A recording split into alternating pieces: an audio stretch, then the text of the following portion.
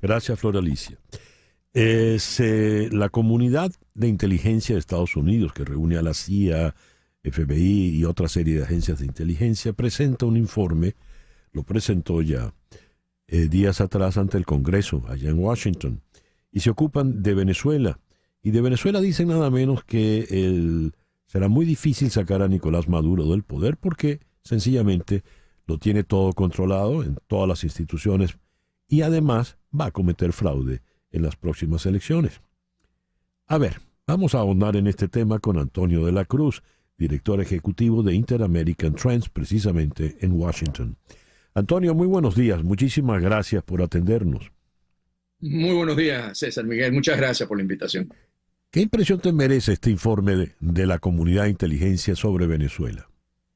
Es un informe anual que presentan precisamente al Congreso, que es importante mostrar, donde ellos establecen como que las alertas, los diagnósticos para que el legislativo que tienen las comisiones de inteligencia puedan generar en sus ejercicios de funciones aquellas políticas que permiten la seguridad para Estados Unidos.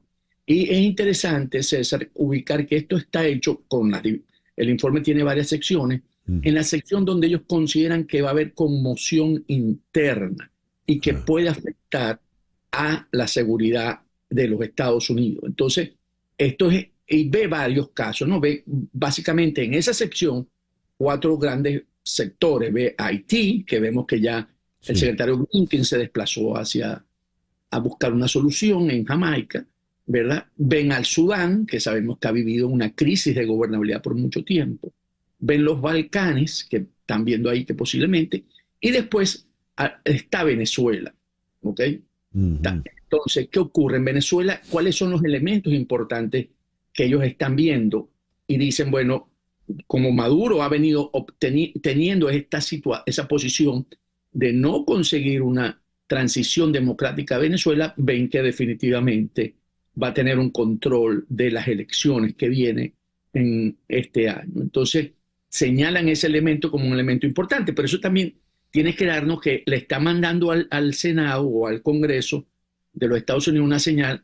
En Venezuela se mantiene el status quo, por lo tanto hay que tomar consideraciones en eso y ver las implicaciones que eso puede tener, porque lo vinculan no en parte de esa sección con la migración venezolana que está asociada, porque al ser ilegítimo, porque definitivamente si Maduro se mantiene en esa línea de acción va a ser considerado, va a mantener el estatus de ilegitimidad y por lo tanto por eso establecen todos los parámetros económicos y ven la migración que en 7.5 millones y que va a crecer. Además dicen las sanciones han sido bypaseadas o han sido superadas gracias a China, Irán y Rusia. Entonces también establecen el arco de cuáles son los aliados de Maduro.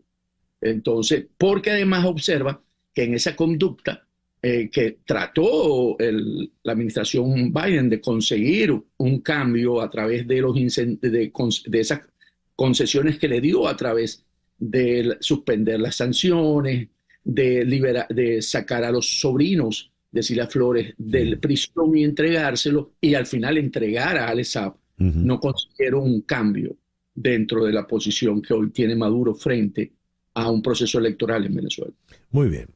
Estados Unidos montó una estrategia que resultó fracasada. Y para muchos, Juan González, quien era el responsable de esa estrategia, salió precisamente por el fracaso.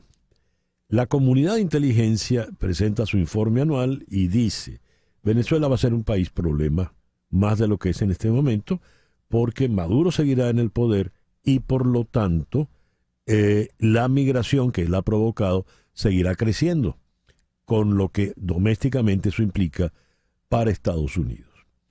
Ese informe no deriva en sugerencias, consejos, propuestas. Eso es un informe precisamente que va en las comisiones de inteligencia del Senado y de la Cámara Baja, donde al revisarlo y entenderlo además porque está público, van a generar unas políticas hacia la Casa Blanca que si lo vemos en este momento clave, César, de elección en Estados Unidos, más bien es un informe que afecta a la parte política, porque puede ser usado, como lo acabas de señalar, como un fracaso de la política de Biden hacia Venezuela. Entonces, los republicanos podrían basarse en este informe para señalar lo que ellos han venido diciendo, que la política de máxima presión era mucho más, conseguía mucho más una posible negociación para poder lograr una salida pacífica en Venezuela que la que estableció Juan González, rechazando esa política. ¿Quiénes integran ese comité de inteligencia, Antonio? Los comités de inteligencia en el Congreso son los partidos republicanos. Marco Rubio está en el Senado, ¿verdad?, que ha venido sosteniendo una posición muy fuerte. Y en la Cámara Baja está María Elvira Salazar, ¿verdad? También republicana. Estoy nombrando los republicanos que serían los que podrían usar este informe y poder generar presión hacia la administración. Y por parte de la administración, quienes conforman ese comité, como lo señalaste, es la CIA, ¿verdad?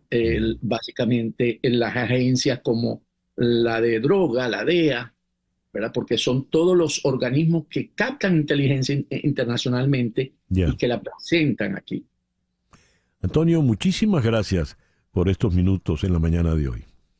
Muchas gracias, César. Siempre un placer estar contigo. Antonio de la Cruz es analista y es director ejecutivo de Inter-American Trends. Nos habló desde Washington. Una pequeña pausa y al regreso vamos a conocer lecturas difíciles. La exposición del artista cubano-español Jesús Hernández Güero. Esto es En Conexión por Éxitos 107.1 FM en Miami. Continuamos en breve con César Miguel Rondón en Conexión por Éxitos 107.1 FM.